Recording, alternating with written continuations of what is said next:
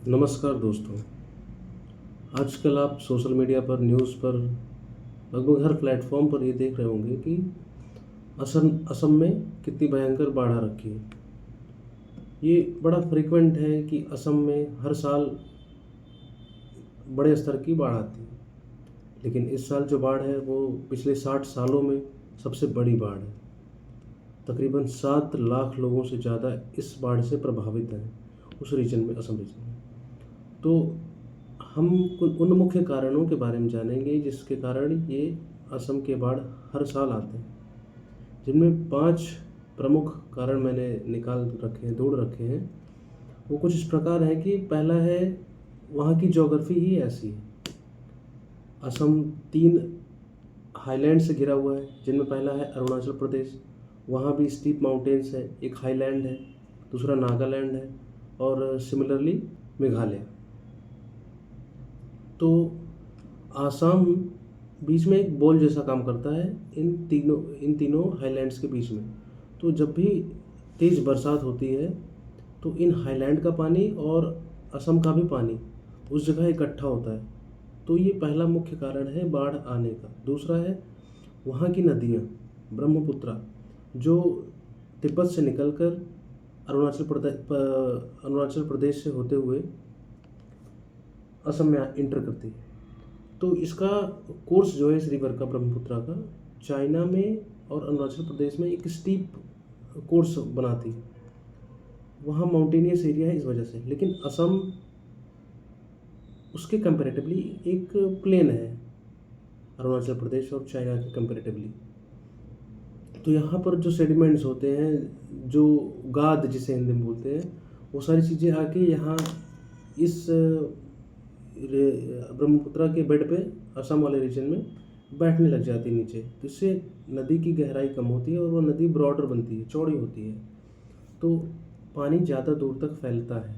पानी जब ज़्यादा दूर तक फैलेगा तो ज़्यादा एरिया को प्रभावित करेगा, और जब ज़्यादा एरिया को प्रभावित करेगा, ऐसे में जब बरसात हो जाती है तो नदी और चौड़ी हो जाती है। तो आसपास के गांव में, शहरों में ये पानी एंटर कर जाता है। तीसरा पॉइंट है क्लाइमेट चेंज। क्लाइमेट चेंज तो ऐसे ओवरऑल पूरे वर्ल्ड को प्रभावित कर रहा है, लेकिन एज असम भारत का पार्ट है तो हमें ये भी जानना है कि कैसे इंडिया में ये अपना प्रकोप दिखा रहा है। डेटा के अनुसार असम में इस साल पिछले सालों की तुलना में 4 गुना ज़्यादा बरसात हुई है। इसका कोई ऐसा रैंडम कारण यही है कि क्लाइमेट चेंज की वजह से ये बरसात बढ़ी है असम में। क्लाइमेट चेंज में क्या होता है कि कभी कहीं ज़्यादा बरसात हो गई, कहीं सूखा पड़ गया, कहीं इस तरीके का बाढ़ आ गया। चौथा है man made disasters. Man made disaster क्या?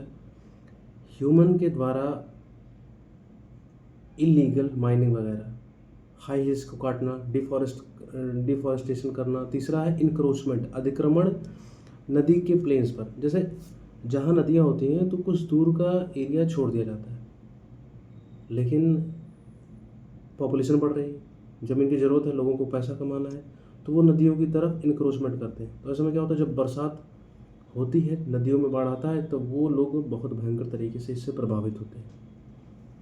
इलीगल माइनिंग बताने की ज़रूरत नहीं है, बालू के लिए या कोई मिनरल्स निकल गए हाईलैंड्स पर, उसकी माइनिंग के लिए, उससे उस एरिया का सॉइल सिस्टम कमज़ोर होता है और पानी में ज़्यादा सेडिमेंट्स मिलते हैं जो रिवर बेड पर आके इकट्ठा होते हैं। इससे रिवर की डीपनेस कम होती है। हो गया। पांचवा कारण है इम्बैंकमेंट्स, बांध। नदियों के किनारे जो दीवार टाइप की स्ट्रक्चर है, एक तो प्राकृतिक तरीके से, दूसरा जहाँ बाढ़ प्रभावित क्षेत्र होते हैं वहाँ आर्टिफिशियल तरीके से बनाया जाता है। ये इम्बैंकमेंट्स हर साल या हर 2-3 साल में गवर्नमेंट की स्कीम के थ्रू इनको मरम्मत किया जाता है, लेकिन फिर वही पता नहीं कैसे मरम्मत होता है कि हर बार ये टूट जाता है, कमज़ोर हो जाता है। अब ये कुछ प्रमुख कारण थे हर साल असम में बाढ़ आने के। अब हमें ऐसे में ये देखना होगा कि इन चीज़ों से निपटा कैसे जाए, इसको कंट्रोल कैसे किया जाए। पहला है प्राकृतिक तरीके से। इसको काफ़ी हद तक ये देखो कि बाढ़ से बचा नहीं जा सकता असम जैसे रीजन में, क्योंकि वहाँ की ज्योग्राफी ही नहीं फेवर करती। तो लेकिन इसको इससे जो लोग प्रभावित होते हैं उन लोगों की संख्या कम की जा सकती है।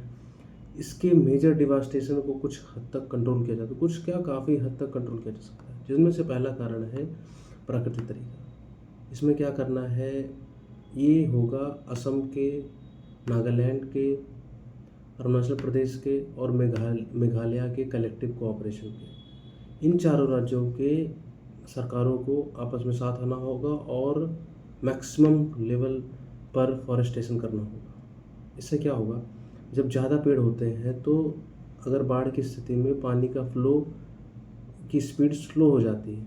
दूसरा क्या, पानी सिर्फ सरफेस पर नहीं दिखाई देंगे बल्कि ग्राउंड में जाने लगेंगे। जहाँ पेड़ होते हैं वहाँ की मिट्टी पोरस होती है और वाटर एब्जॉर्बेशन की कैपेसिटी बढ़ जाती है। ये पहला तरीका है जो प्राकृतिक है। दूसरा है जो आर्टिफिशियल तरीके से इसको बूस्ट कर रहे हैं, इस फ्लड को, उन्हें तत्काल प्रभाव से रोकना चाहिए। जो इलीगल माइनिंग हो रही है, डिफॉरेस्टेशन हो रहा है, रिवर बेड पर इलीगल माइनिंग हो रही है, इन चीज़ों को तत्काल प्रभाव से गवर्नमेंट को अपने संज्ञान में लेना चाहिए।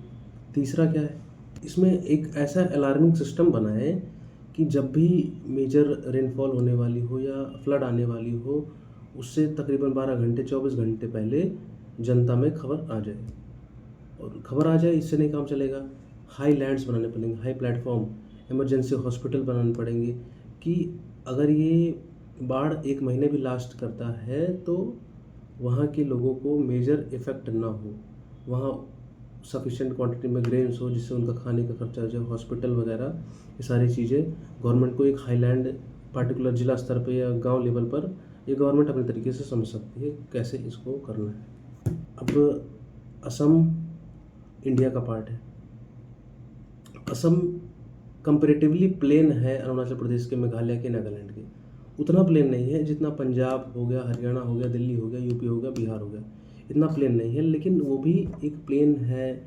लेकिन प्रॉब्लम क्या है उसकी कि वह हाईलैंड्स के बीच में है, नागालैंड, अरुणाचल प्रदेश, मेघालय के हाईलैंड के बीच में है। इसी वजह से वहाँ बाढ़ फेवरेबल हो जाता है। जब हर तरफ से पानी इकट्ठा होता है तो वहाँ पानी निकलने की एक नैरो जगह बचती है बांग्लादेश की ओर, तो उस स्पीड से पानी नहीं निकल पाता। जब तक पानी निकलता है तब तक काफ़ी लोग प्रभावित हो चुके होते हैं। अगर आप चाहते हैं कि असम की इस घटना पर क्यों हुआ है, इसके क्या सॉल्यूशंस हैं, बाकी लोगों तक पहुँचे, तो प्लीज़ अपने दोस्तों से शेयर करें और आपका क्या ओपिनियन है इस पर ज़रूर बताएं। Thank you.